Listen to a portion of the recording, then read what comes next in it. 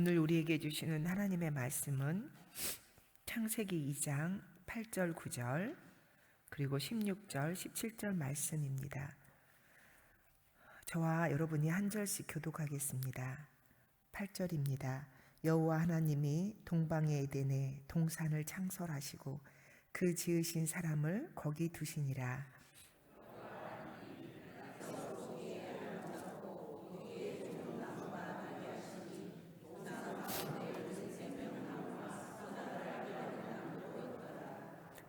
(16절입니다) 여호와 하나님이 그 사람에게 명하여 이르시되 동산 각종 나무의 열매는 내가 임의로 먹되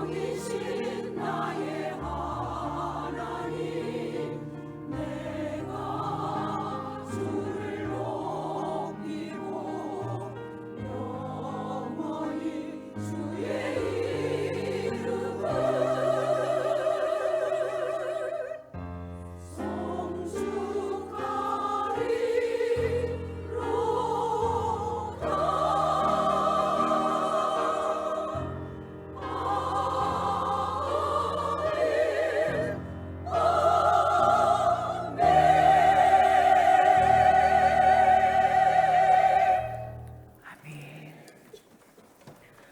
자비로우시고 노하기를 더디하시며 은혜로우시고 인자하심이 크신 우리 하나님, 주님을 송축합니다. 주님이 우리의 왕이십니다. 오늘 이 시간 하나님의 귀한 말씀을 가지고 섰습니다.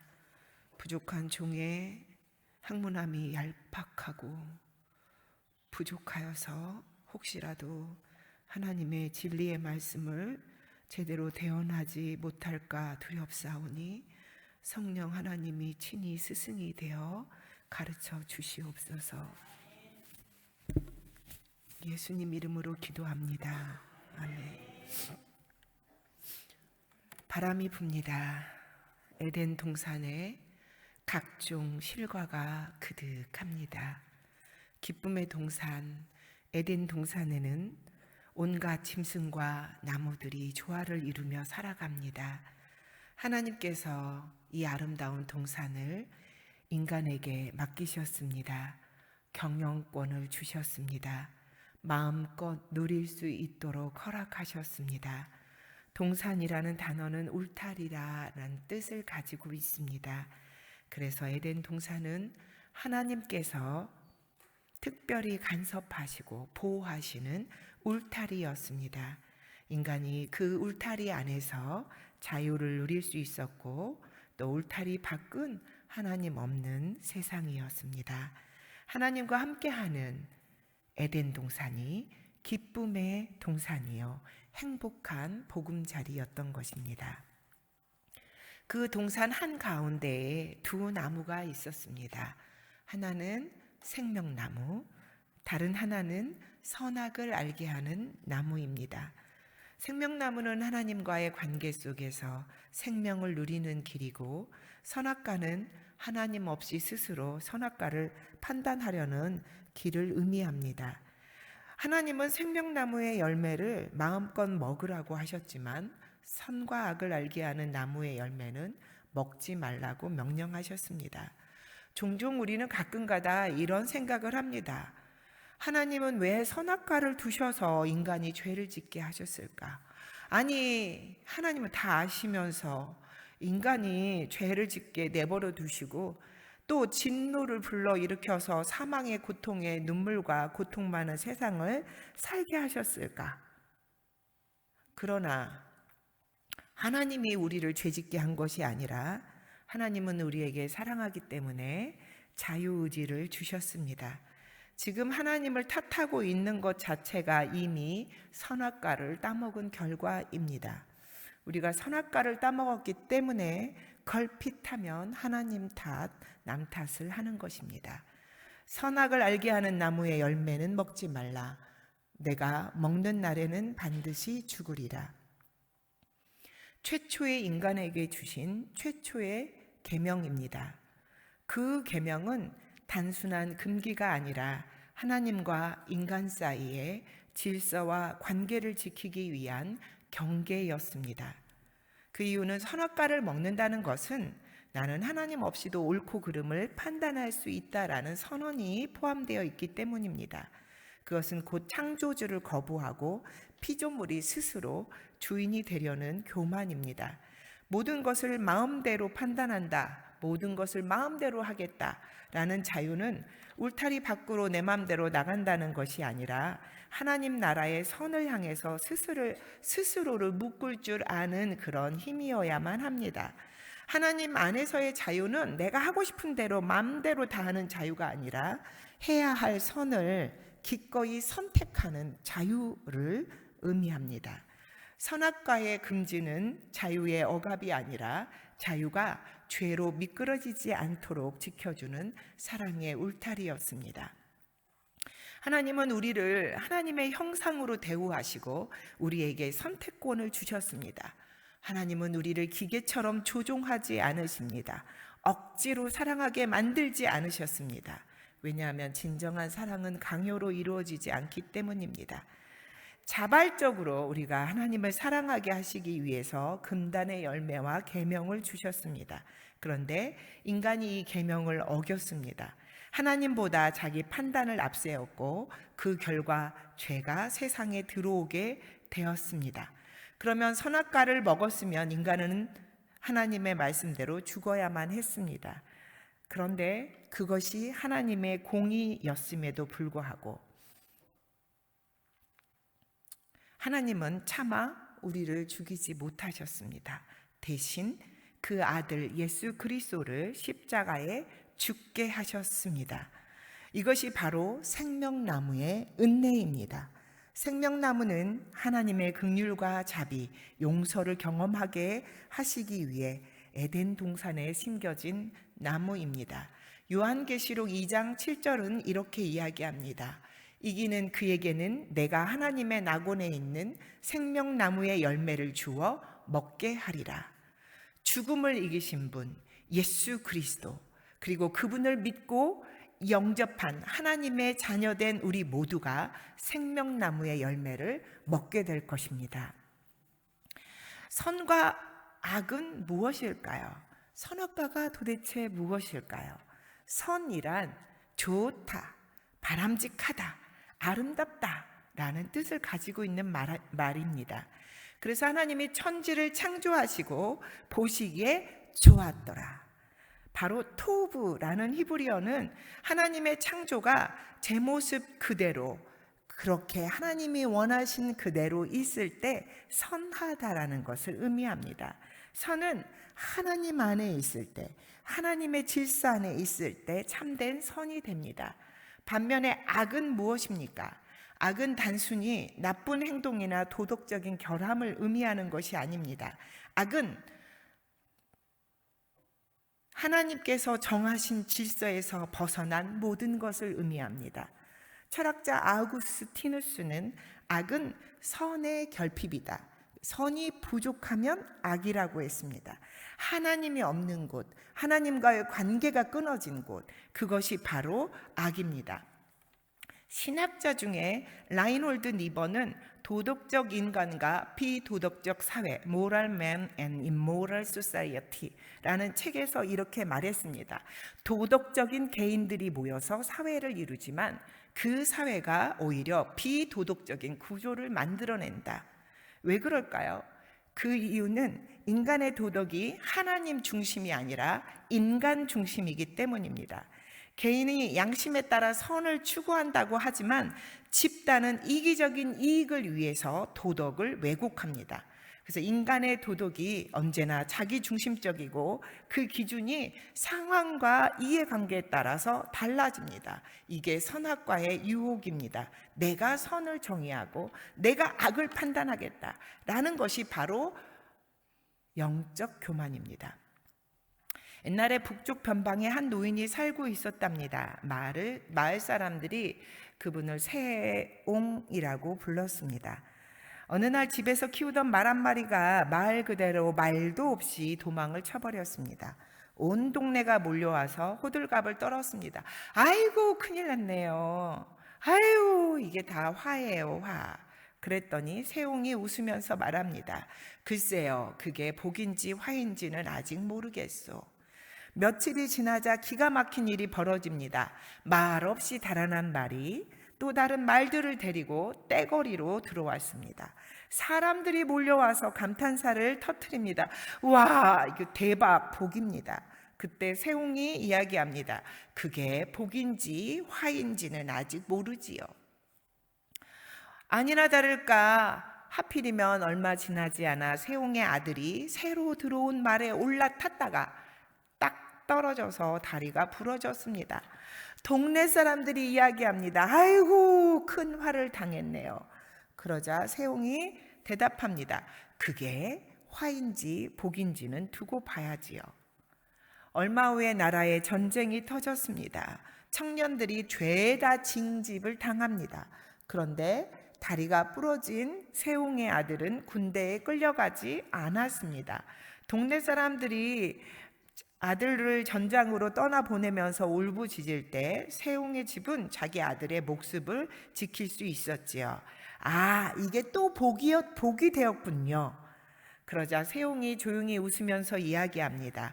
그래요, 복이요 화인지는 결국 끝을 보아야 아는 법이지요. 이 이야기를 세옹지마라고 합니다. 눈앞에 한 장면만 보고 성급하게 선과 악을 판단하는 우리의 습관을 찌르는 이야기입니다. 사랑하는 여러분, 우리의 영혼부터 영혼까지를 다 아시고 보시는 그런 하나님을 우리는 믿습니다. 그런데 그런 하나님을 믿으면서도 좋다 나쁘다를 너무 빨리, 너무 쉽게 선언합니다. 바로 선악과를 손에다 들고 판단 자리에 앉았다는 말입니다. 그러나 하나님은 우리의 부분적인 판단 너머에서 일하고 계십니다. 우리가 보기에는 화처럼 보이는 일도 하나님 손 안에서는 복이 됩니다. 로마서 8장 28절을 한번 같이 읽겠습니다. 로마서 8장 28절입니다.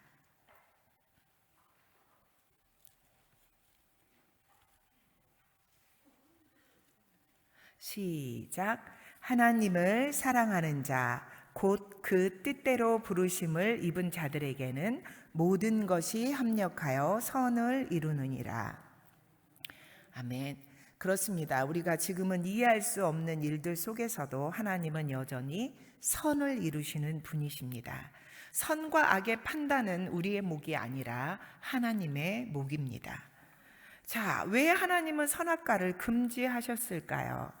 선악과를 금하신 이유는 단순한 금기나 시험이 아니었습니다. 하나님과 인간 사이의 경계선이었습니다.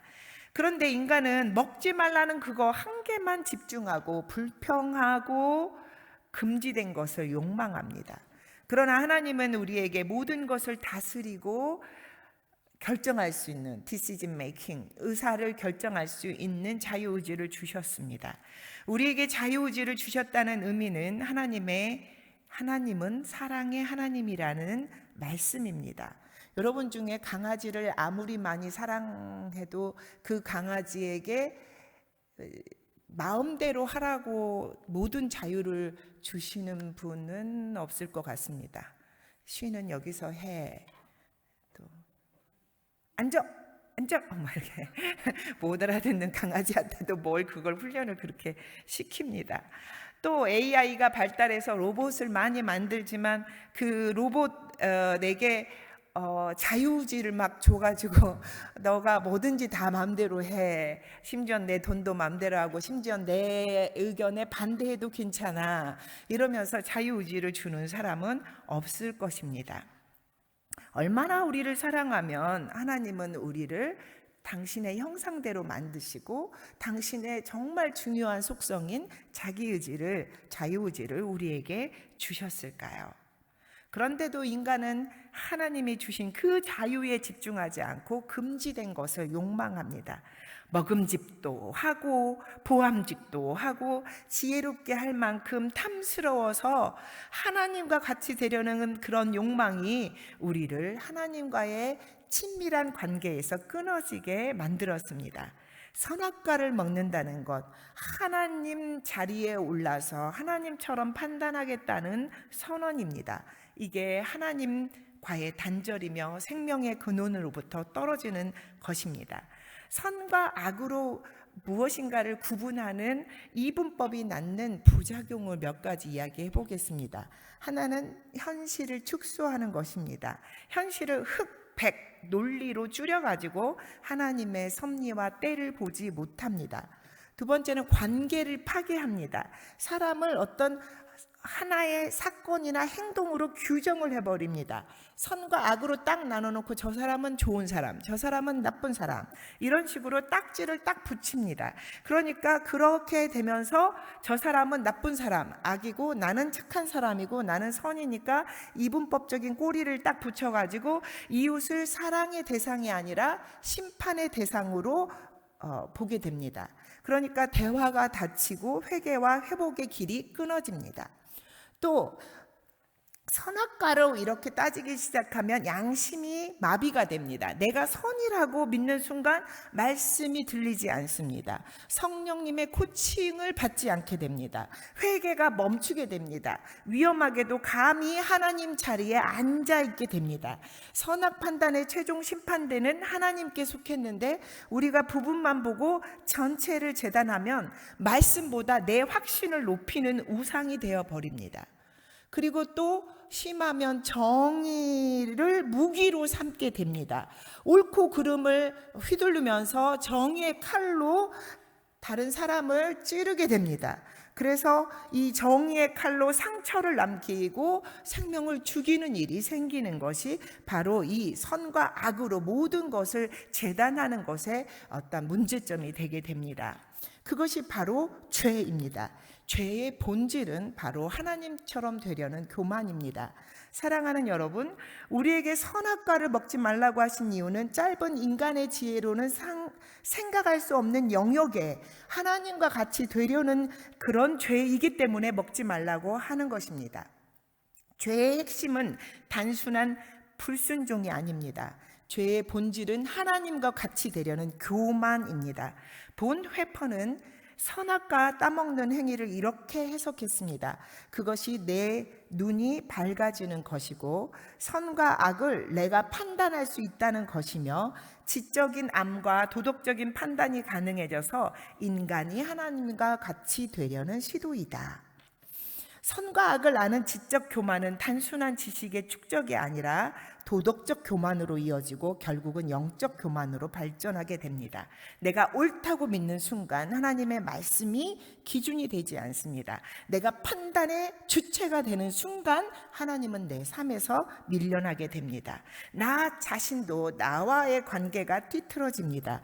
내 안에 수치심과 죄책감이 지배하기 시작하고 이웃과의 관계가 뒤틀어집니다. 아담이 하와를 탓했던 것처럼 선악과를 먹고 나면 책임을 전가하고 사랑 대신 경쟁과 비교가 자리 잡습니다. 자연과의 관계도 뒤틀어집니다. 인간이 자연을 돌보는 청지기가 아니라 지배하고 착취하는 존재가 되어버립니다. 이것이 죄요 교만입니다. 인간이 인간의 자리를 이탈해서 신의 자리로 가려고 하는 것이 바로 죄입니다. 그러므로 선은 하나님과의 질서 안에서, 관계 안에서 선이고, 진리는 사람을 살리는 방식으로 드러나야 합니다. 정죄가 빠른 판단은 굉장히 쉽습니다. 그러나 사랑이 있는 분별력만이 생명을 낳는다는 것을 기억해야 합니다. 오늘날 우리는 정의감 중독 사회 속에 살고 있습니다. 한 엄마가 SNS, 핸드폰 이런 컴퓨터 이런 데다가 아이가 재채기하는 사진을 올렸습니다. 그랬더니 그 밑에 막 댓글이 달리기 시작합니다. 아유, 감기에 걸린 아이를 데리고 외출을 하다니 엄마가 무책임하네요. 아유, 좋은 엄마는 저렇게 안 합니다. 재채기하는 사진 하나로 품평회가 열립니다.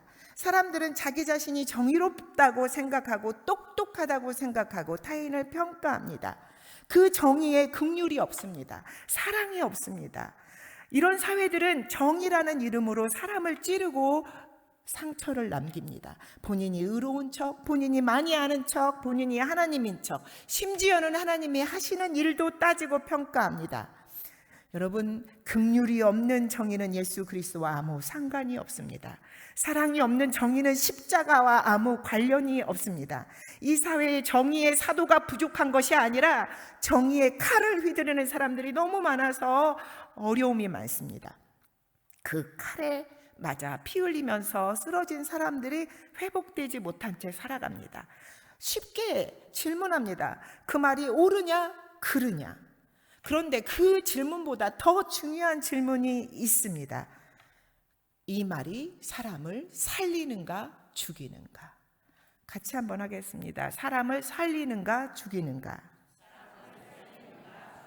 나의 어떤 행동이 사람을 살리는가 죽이는가 생각해 봐야 합니다. 정의는 사랑으로 일할 때 치유가 되고 사랑을 잃으면 정의는 폭력이 됩니다. 정의 없는 사랑은 사랑이 아니고 사랑이 없는 정의는 정의가 아닙니다. 이제 우리는 선과 악의 이분법, 선악과를 그만 따먹어야 합니다. 생명나무 대신 주님을 붙들어야 합니다. 예수님은 죄인을 정죄하지 않으셨습니다. 오히려 그들을 품으셨습니다. 생명나무는 사랑 없는 정의가 아니라 긍휼과 자비로 열리는 그런 나무입니다. 요한복음 8장에 보면 가늠하다 현장에 잡힌 한 여인의 이야기가 나옵니다. 사람들이 그녀를 끌고 예수님 앞으로 나옵니다. 율법에 따르면 그녀는 돌로 쳐서 죽어야만 했습니다. 그들은 예수님께 묻습니다. 선생님, 이 여인을 어떻게 해야 합니까? 그들은 정의의 칼을 들고 있었습니다. 율법이라는 이름의 선악과를 손에 쥐고 있었습니다. 그들은 선과 악을 판단할 권리가 자신들에게 있다고 믿었습니다. 그러나 예수님은 땅에 조용히 글을 쓰시고 말씀하십니다. 너희 중에 죄 없는 자가 먼저 돌로 치라. 그 말씀 앞에 사람들은 하나씩 돌을 내려놓고 떠납니다. 나도 너를 정죄하지 아니하노니 가서 다시는 죄를 범하지 말라. 생명나무의 은혜가 선악과의 정죄를 이기는 순간입니다. 예수님이 율법을 무시하신 것이 아닙니다. 오히려 율법의 요구를 자신의 몸으로 감당하심으로써 여인에게 생명을 주셨습니다. 선악과의 열매를 따먹고 보면 그 여인은 죽어야 마땅했지만 생명나무이신 예수님 앞에서 새로운 생명을 얻었습니다. 오늘날 우리도 가늠한 여인처럼 죄 가운데 살아갑니다. 우리는 선악과를 따먹고 스스로 판단하면서 자기 자신을 정죄하고 타인을 탓하면서 그리고 또 하나님도 탓하면서 살아갑니다. 그런데도 우리 예수님이 우리를 불쌍히 여기셨습니다. 나도 너를 정죄하지 않노라. 예수님은 생명나무이십니다. 그분은 선악과와 공의의 요구를 십자가에서 감당하셨고 우리에게 긍휼과 자비를 베푸셨습니다. 오늘 우리가 생명나무의 열매를 먹을 수 있는 이유는 예수님이 선악과의 대가를 대신 치르셨기 때문입니다. 우리는 이제 선택의 자리 앞에 서 있습니다. 선악과의 열매를 따먹는 것은 정죄와 교만의 길입니다. 생명나무의 길은 은혜와 회복의 길입니다. 우리는 오늘 생명나무 되신 예수님을 붙들어야 합니다. 심판 자리에 앉아가지고 이러쿵 저러쿵 하는 게 아니라 아이를 키우는 엄마가 있네. 이 아이가 재채기를 하네. 혹시 온도가 안 맞았을까? 아유, 감기 들면 안 되는데 내가 뭘 도와줄 것은 없을까? 담요라도 하나 갖다 주면 좋을 텐데. 선악과가 아니라 생명나무 예수님을 바라보아야 합니다. 부부 사이에서도 남편이 돼가지고 그러면 돼? 내가 뭘 잘못했어? 당신이 잘못했지. 이렇게 선악과를 따먹고 또 들어오기만 들어와 봐라 하면서 정의의 칼을 갈면서 사랑하는 사람 목에다가 그 칼을 딱 들이대고 협박하지 말고 협력하여 선을 이루게 하시는 하나님을 신뢰해야 합니다. 선악과가 먹음직도 하고 보암직도 하고 지혜롭게 할 만큼 탐스러워 보일 때 우리는 선악과에서 한 가지, 나무에서 한 가지, 이 두 개의 가지로 꺾어서 만든 저주받은 그 나무, 그 십자가에서 죽으신 생명나무이신 예수님을 기억해야 합니다. 이제 선악과의 판단의 속도를 늦추고 더 사랑의 깊이를 더하기를 원합니다. 선악과의 딱지를 붙이는 대신 십자가의 사랑으로 생명나무 대신 예수님의 그 사랑으로 중보하며 기도하는 우리가 되기를 원합니다. 선악과의 칼을 내려놓고 모든 것을 협력하여 선을 이루시는 그분, 생명나무이신 예수님의 십자가 아래로 함께 나아가는 저와 여러분이 되기를 간절히 원합니다. 주님, 우리가 먹음직도 하고 보암직도 하고 지혜롭게 할 만큼 탐스러워 보이는 선악과를 따먹고 싶을 때마다 우리를 죽기까지 사랑하신 생명나무 대신 예수님의 십자가를 기억하게 하옵소서. 정죄하고 판단하고 싶은 순간마다 십자가의 사랑을 떠올리게 하옵소서. 우리를 우리보다 더 사랑하신 예수님의 이름으로 기도합니다. 아멘.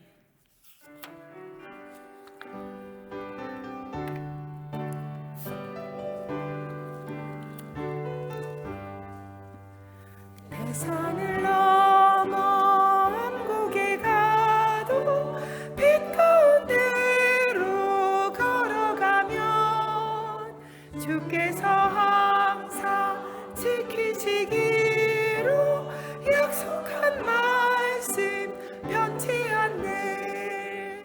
하늘의 영광 하늘의 영광 나의 맘속에 차고도 넘쳐 할렐루야를 힘차게 불러 영원히 주를 찬양하리. 캄캄한 밤에 다니지라도 주께서 나의 길 되시고 나에게 밝은 빛이 되시니 길 잃어버릴 염려 없네. 하늘의 영광 하늘의 영광 나의 맘속에 차고도 넘쳐 할렐루야를 힘차게 불러 영원히 주를 찬양하리. 광명한 그빛 마음에 받아 찬란한 천국 바라보고 할렐루야를 힘차게 불러 날마다 빛에 걸어가리. 하늘의 영광 하늘의 영광 나의 맘속에 차고도 넘쳐 할렐루야를 힘차게 불러 영원히 주를 찬양하리.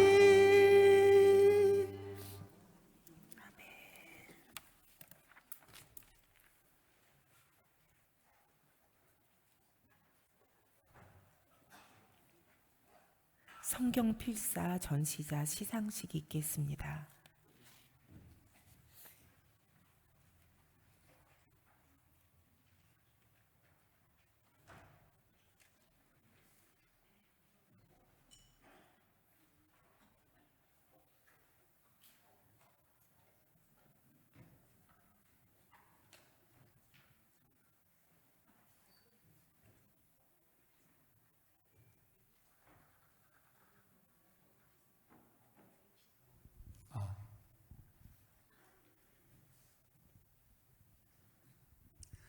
안녕하세요. 가정영성사역부 부장 김남군 장로입니다.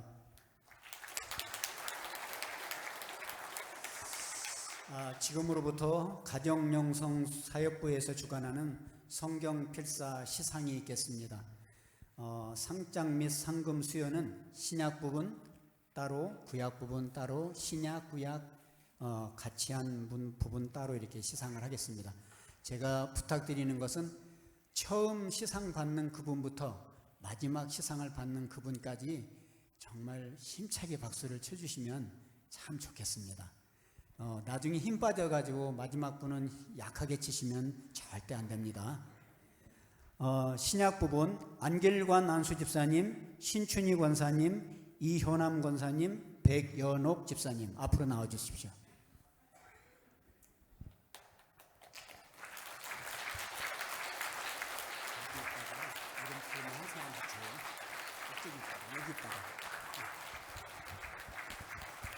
자, 순서별로 안길관 집사님, 신춘희 권사님, 이효남 권사님, 백연옥 집사님. 이효남 권사님이 안 보이시네요.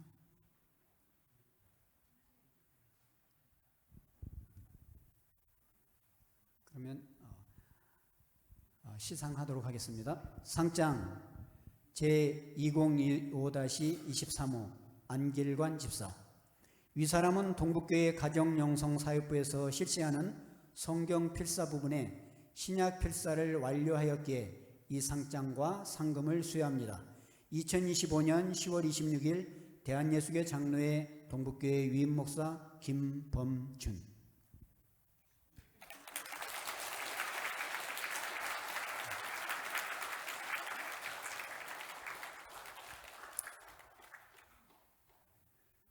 상장 신춘희 권사. 내용은 전과 같습니다.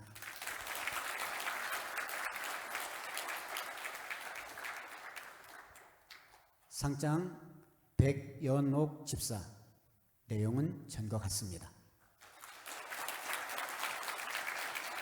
자, 상장 받으신 분들은 뒤로 돌아 인사하겠습니다. 자, 들어가 주십시오. 다음 구약 필사하신 분 이진순 권사님, 김정림 권사, 김영순 집사, 한점희 집사 앞으로 나와 주십시오.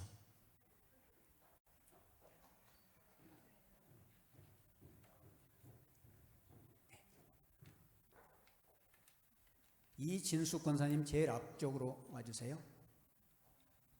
올라오십시오. 전부 다 올라오십시오.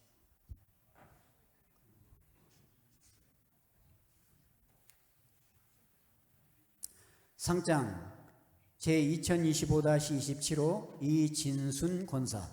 윗사람은 동북교회 가정영성사역부에서 실시하는 성경 필사 부분에 구약 필사를 완료하였기에 이 상장과 상금을 수여합니다. 2025년 10월 26일 대한예수교 장로회 동북교회 위임 목사 김범준.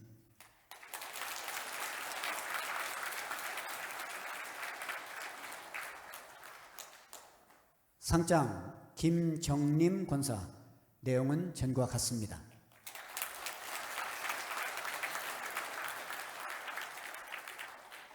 상장 한점희 집사. 내용은 전과 같습니다. 자, 뒤로 도십시오. 자, 인사. 자, 들어가십시오. 다음은 신약과 구약을 모두 필사하신 분입니다. 박종옥 안수집사님, 전명순 권사, 노수경 집사 앞으로 나와주십시오.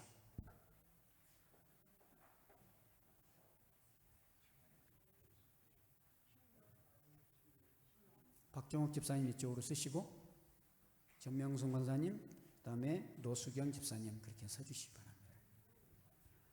상장 제2025-30호 박종옥 안수집사. 윗사람은 동북교회 가정영성사역부에서 실시하는 성경 필사 부분에 신약 구약 필사를 완료하였기에 이 상장과 상금을 수여합니다. 2025년 10월 26일 대한예수교 장로회 동북교회 위임 목사 김범준.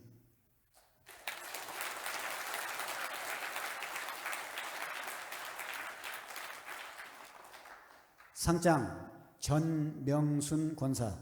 내용은 전과 같습니다.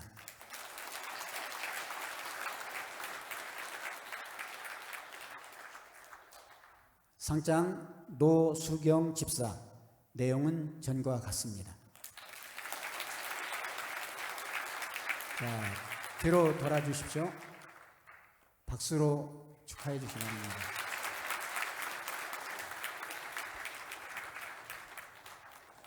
성경을 읽는 것도 정말 또 읽을 때도 있고 못 읽을 때도 있는데, 이 성경을 이렇게 필사한다는 게 써보신 분들은 아시겠지만 한 2장, 3장만 써도 손가락에 마비가 되고 그렇습니다. 그런데 이 성경을 신약을 다 하시고 또 구약을 다 하시고 이렇게 하셨다는 건 힘찬 박수로 축하받기에 합당합니다. 이것으로서 가정영성사역부에서 주관하는 성경 필사 시상을 잘 마치겠습니다.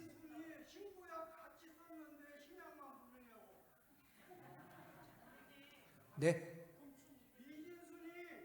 아, 예.